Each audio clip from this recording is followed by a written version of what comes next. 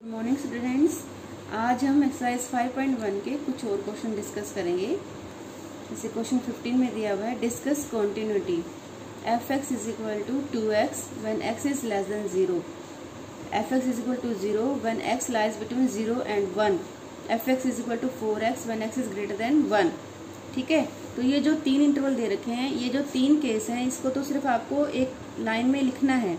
ठीक है, जब x 0 से लेस है तो फंक्शन कॉन्टिन्यूअस है, क्योंकि उसकी वैल्यू कितनी है 2x, और 2x एक पोलिनोमियल होता है, तो it is a continuous for x less than equal to 0। ठीक है, one step complete. Second step, जब x 0 और 1 के बीच में है, ठीक है, तो फंक्शन की वैल्यू क्या है 0।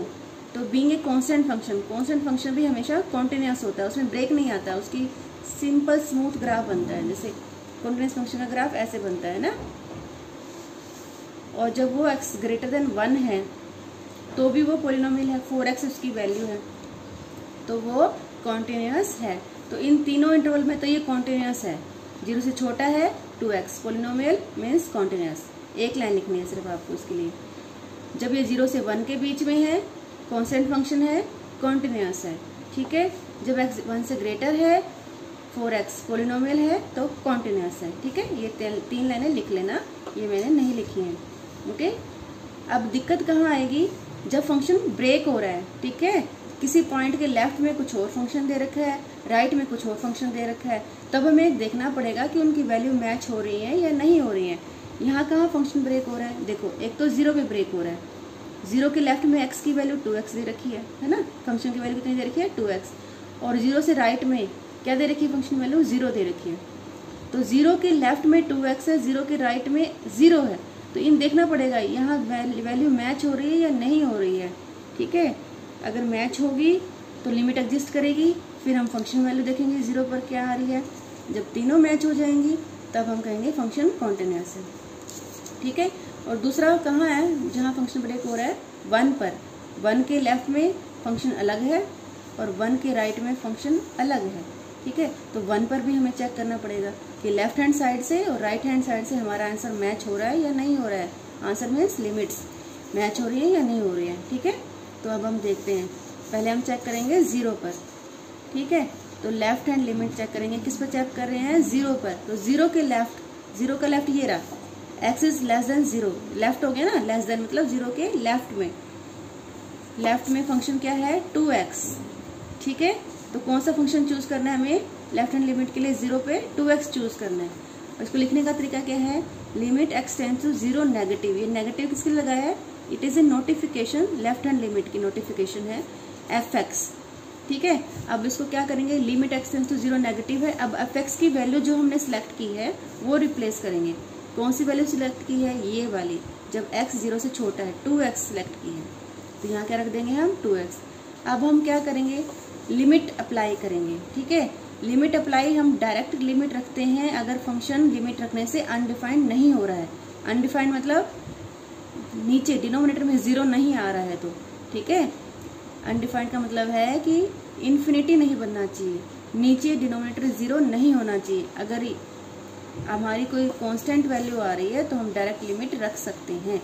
जैसे हमारे यहाँ 0 रखने से अनडिफाइंड नहीं हो, ठीक है, तो हम यहाँ डायरेक्ट 0 रखेंगे क्योंकि हमारा फंक्शन अनडिफाइंड नहीं हो रहा है, डिनोमिनेटर में 0 नहीं आएगा ना। 2 × 0 कितना आंसर आ गया 0। ओके, तो लेफ्ट हैंड लिमिट हमारी आ गई 0।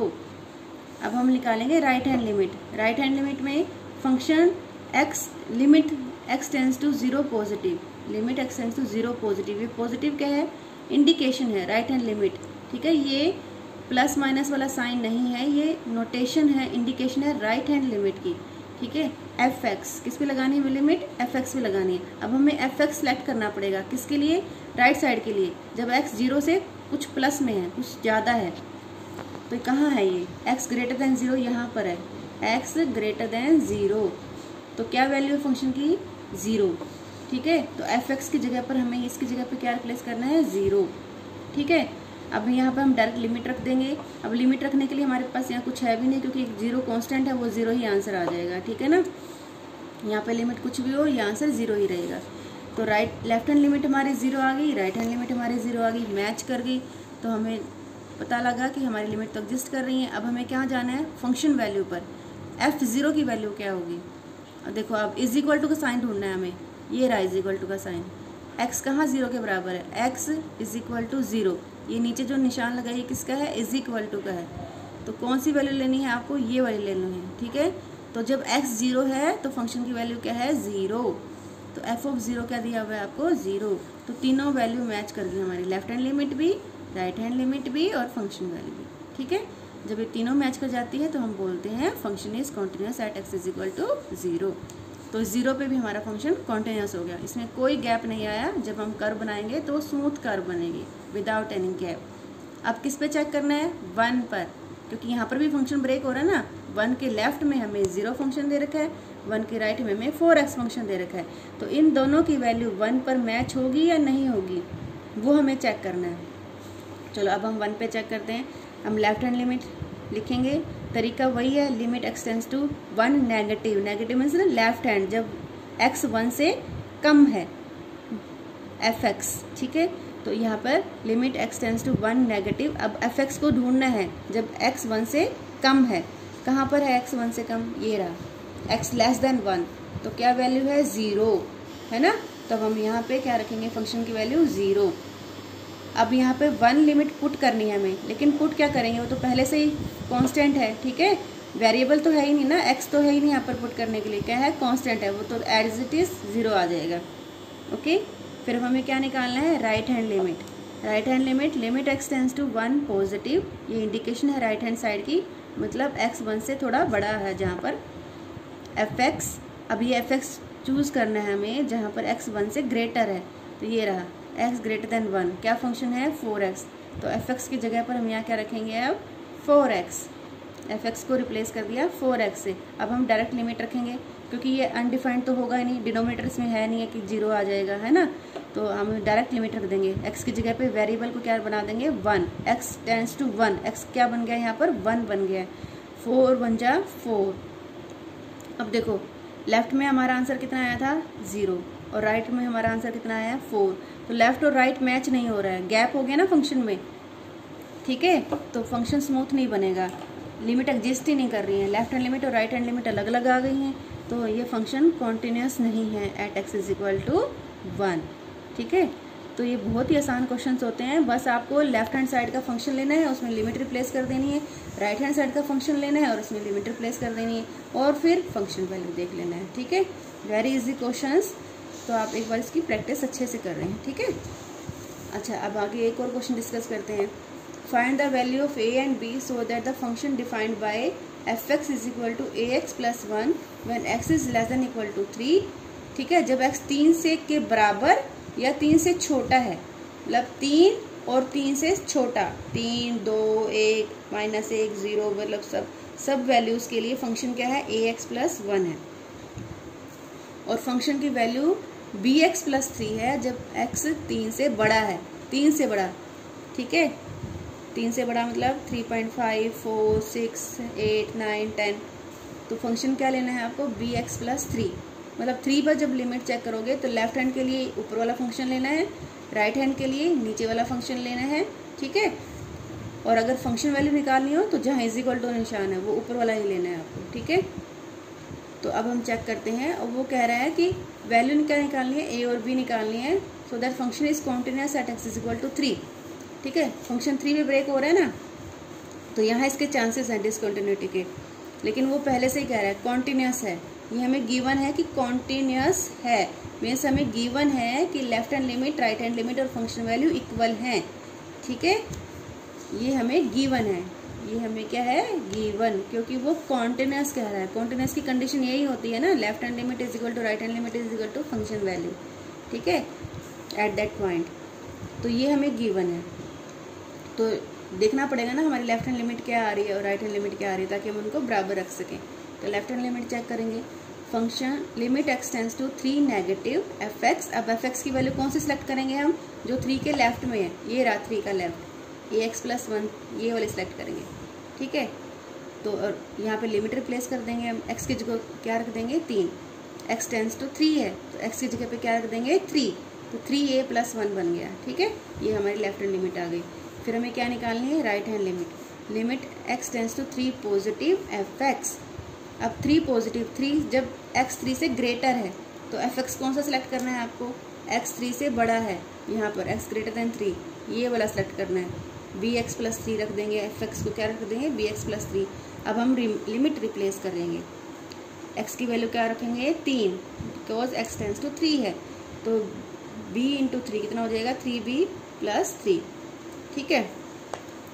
और फंक्शन वैल्यू निकालना चाहें तो हम फंक्शन वैल्यू यहाँ पर 3 यही है, ऊपर वाला फंक्शन ही है, तो ये भी 3a प्लस 1 बन जाएगा, ठीक है। अब क्योंकि ये बराबर हैं, क्योंकि हमें क्या दे रखा है, left hand limit is equal to right hand limit, ये गिवन है, कॉन्टिन्यूस है ना, तो दोनों लिमिट क्या होनी चाहिए, बराबर। तो इन दोनों को बराबर रख देंगे, ठीक है। इनको बराबर रखेंगे तो सोल्व करके हमारा a आ जाएगा b प्लस 2/3, ठीक है। 1 को उधर ले जाएंगे, फिर 3 से डिवाइड कर देंगे, तो a हमारा आ जाएगा b प्लस 2/3। तो क्या है कि a और b दोनों एक दूसरे पर डिपेंड कर रहे हैं, जैसे जैसे b बदलेगा वैसे वैसे a बदल जाएगा, ठीक है। b की वैल्यू रिप्लेस करते जाओ और a की वैल्यू आपको आती जाएंगी, ठीक है। अब क्योंकि 2 अननोन है ना, a और b, तो इनको पूरी तरह से सोल्व करने के लिए हमारे पास 2 इक्वेशंस होनी चाहिए थी, लेकिन हमारे पास नहीं है। कई बार क्या होता है कि जैसे f3 की वैल्यू कांस्टेंट गिवन होती है, तो यहाँ पर इसको भी इसके बराबर ले लो और इसको भी इसके बराबर ले लो, तो सोल्व हो जाता है फंक्शन, क्योंकि 2 इक्वेशन बन जाती हैं, ठीक है। जैसे मान लो f(3) यहाँ पर आपको 4 गिवन हो, ठीक है। f(3) कई बार अलग से गिवन होता है, कांस्टेंट गिवन होता है, तो इसको भी 4 के बराबर ले लो, इसको भी 4 के बराबर ले लो, तो सोल्व हो जाएगा। a निकल आएगा इन दोनों से और b निकल आएगा इन दोनों से, लेकिन यहाँ पर ऐसा कुछ गिवन नहीं है ना, तो यहाँ पर हमारे पास कितने वेरिएबल कांस्टेंट है, 2 जो निकालने हमें, a और b 2 वैल्यू निकालनी है, लेकिन इक्वेशन एक ही बन रही है।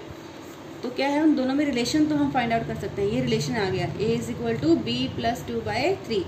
तो b की वैल्यू पर a की वैल्यू डिपेंड करती हैं, तो we can find value of a corresponding to any arbitrary value of b, ठीक है। तो b की वैल्यू से हम a की वैल्यू निकाल सकते हैं, ये इनके रिलेशन आ गया।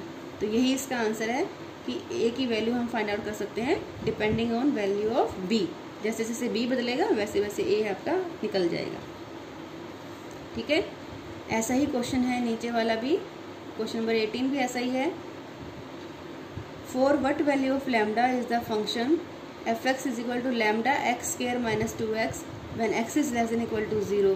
जब x 0 से छोटा और बराबर है तो ये ऊपर वाला फंक्शन लेना है, लेफ्ट हैंड साइड के, 0 के लेफ्ट के लिए ये ऊपर वाला फंक्शन है और 0 के राइट के लिए नीचे वाला फंक्शन है, 4x प्लस 1 ये नीचे वाला फंक्शन है, ठीक है।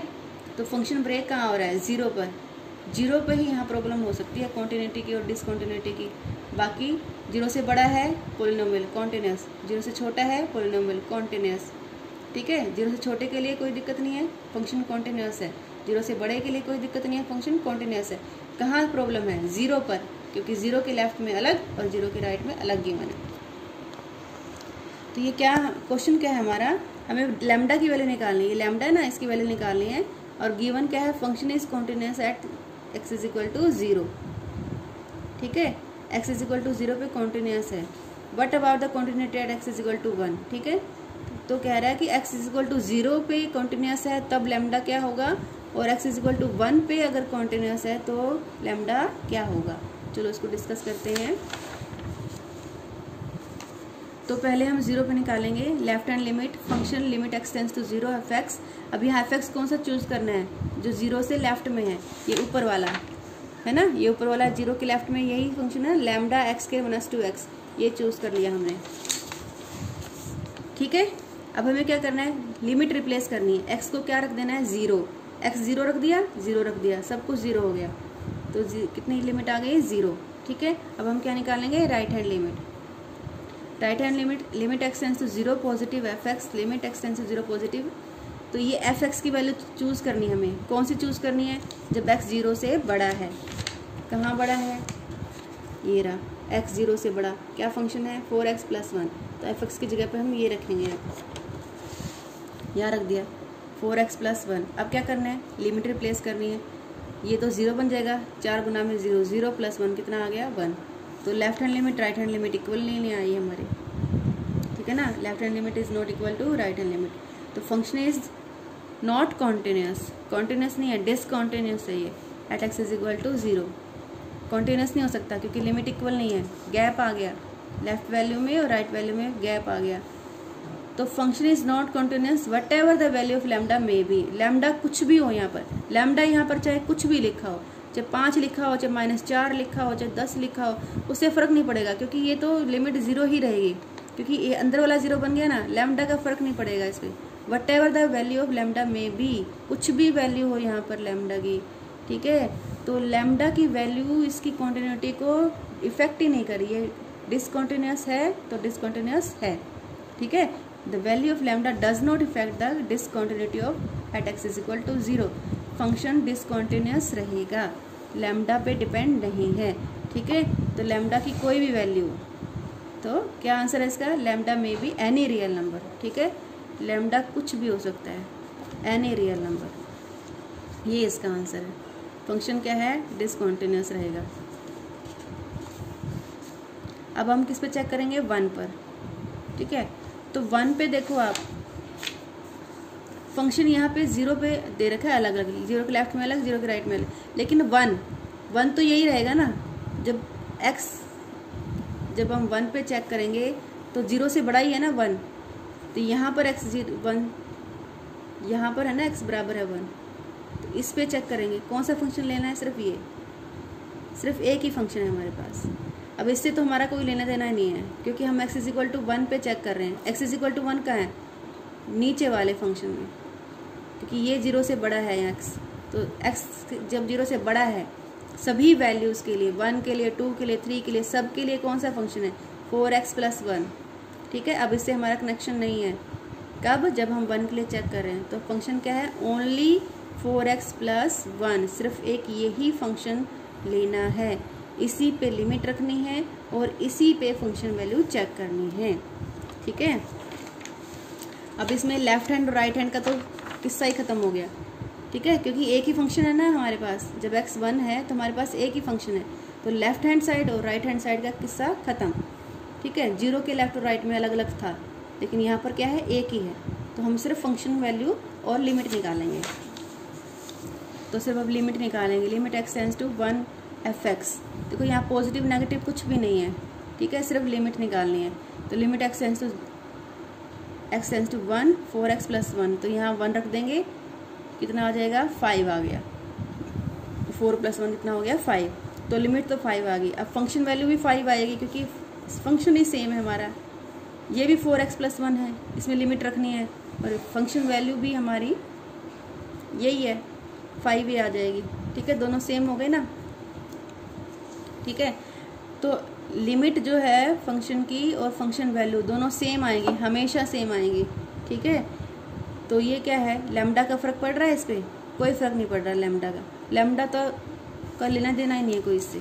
The value of lambda does not effect the continuity at x is equal to 1, ठीक है। f(x) is continuous at x is equal to 1 whatever the value of lambda may be, ठीक है।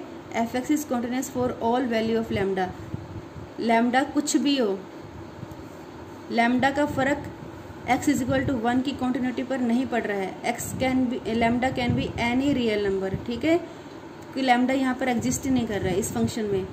जब x 0 है तो हमारा सिर्फ एक ही फंक्शन है, 4x + 1, यहाँ लैम्डा ही नहीं है।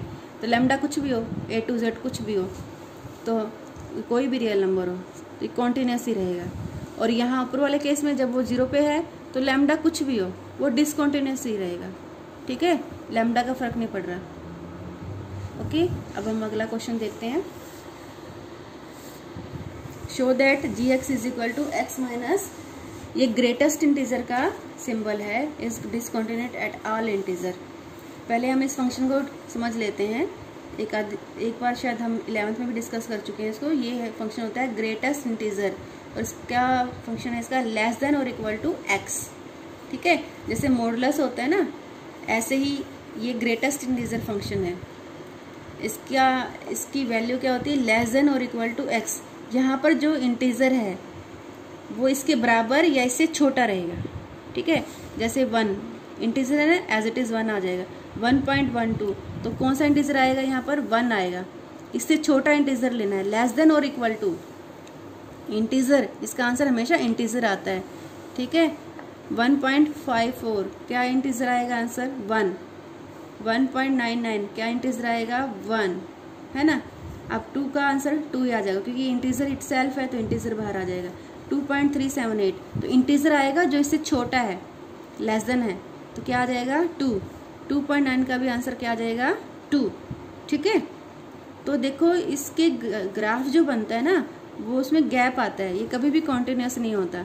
जैसे 0 से लेकर 0.9 तक आपका आंसर 0 ही आएगा।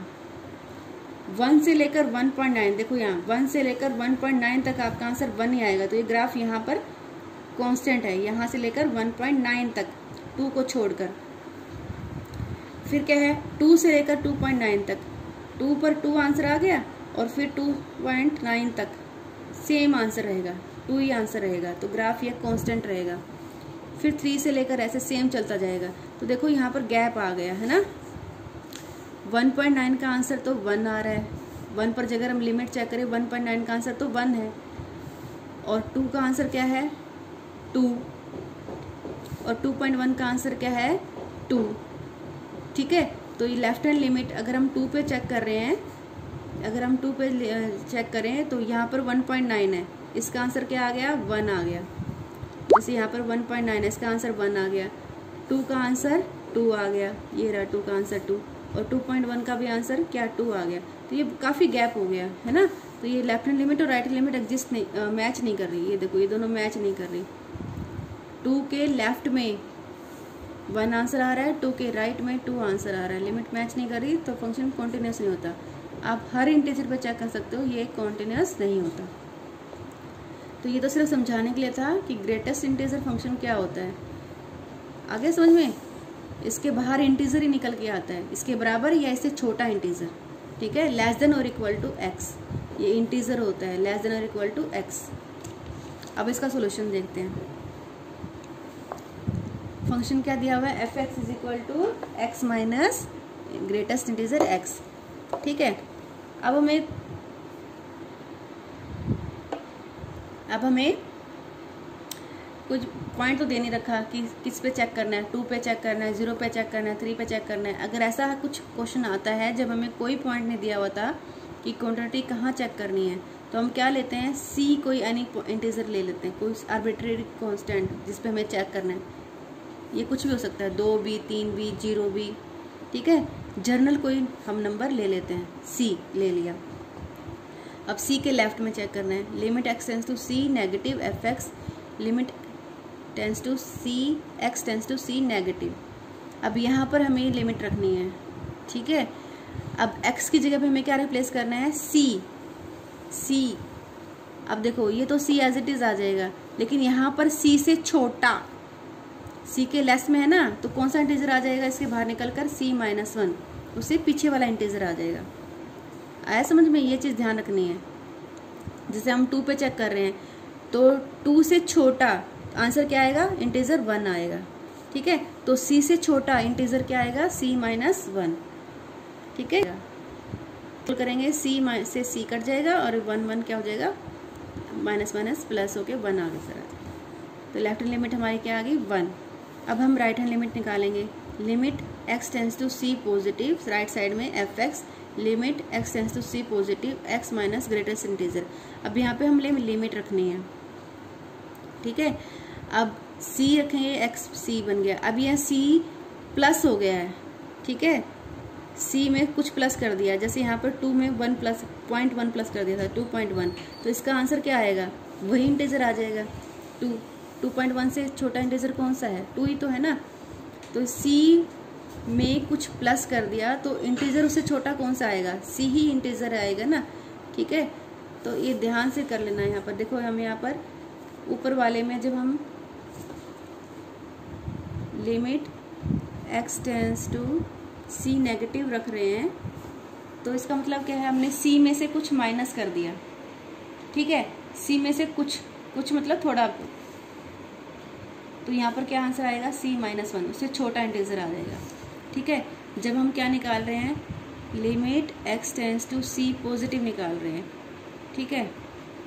तो इसमें क्या करना है C में थोड़ा बहुत कुछ प्लस हो गया है, C से थोड़ा सा ऊपर हो गया है, तो आंसर क्या आएगा C, क्योंकि इससे छोटा इंटीजर कौन सा है, सी ही है ना। जैसे यहाँ पर आया था 2 से छोटा था, 2 में से कुछ माइनस हो गया था, जैसे 2.0.1, तो आंसर क्या आया था 1। 1.9 को आप लिख सकते हो ना, 2 - 0.1। तो इसका इंटीजर क्या आएगा, इससे बाहर निकल के क्या इंटीजर आएगा, 1 नहीं आएगा ना, 2 से छोटा इंटीजर आएगा, क्योंकि 2 में से कुछ कम हो गया है। ठीक है, अब जब आपने 2 में कुछ प्लस कर दिया था तो इंटीजर क्या आया था 2। ठीक है, तो इससे जो बाहर निकल कर आएगा वो इंटीजर ही होगा, इससे छोटा इंटीजर होगा या इससे बराबर इंटीजर, इसके बराबर इंटीजर होगा। ठीक है, तो यहाँ पर जब हम यहाँ पे सी के लेफ्ट में ले रहे हैं, सी में से कुछ माइनस कर रहे हैं, तो इससे पीछे वाला इंटीजर आएगा। ठीक है, जब यहाँ पे राइट में ले रहे हैं, सी में कुछ प्लस कर रहे हैं, तो सी ही इंटीजर आएगा। जैसे यहाँ पे 2 में कुछ प्लस कर दिया तो 2 ही इंटीजर आ गया। ठीक है, तो हम देख रहे हैं कि यहाँ पर हमारा लेफ्ट और राइट हैंड लिमिट सेम नहीं आया है।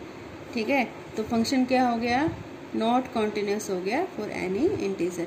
तो सी तो कोई भी इंटीजर लिया था हमने, सी कोई भी इंटीजर था, 2 भी हो सकता है, 3 भी हो सकता है, 5 भी हो सकता है, तो ये सभी इंटीजर्स के लिए हमने क्या प्रूव कर दिया, नॉट कॉन्टिन्यूस। ठीक है, एक और क्वेश्चन डिस्कस कर लेते हैं। fx = x² - sin x + 5, continuous check करना है आपको, x = पाई पे। तो इसको हमने 2 फंक्शन में ब्रेक कर लिया, एक x² + 5 को हमने gx मान लिया और sin x को हमने मान लिया है hx। ठीक है, 2 ब्रेक कर लिए, x² + 5 क्या मान लिया gx और sin x मान लिया hx। अब ये दोनों ही कॉन्टिन्यूस होते हैं क्योंकि ये पोलिनोमियल है, कॉन्टिन्यूस है, ये भी पोलिनोमियल है, कॉन्टिन्यूस है।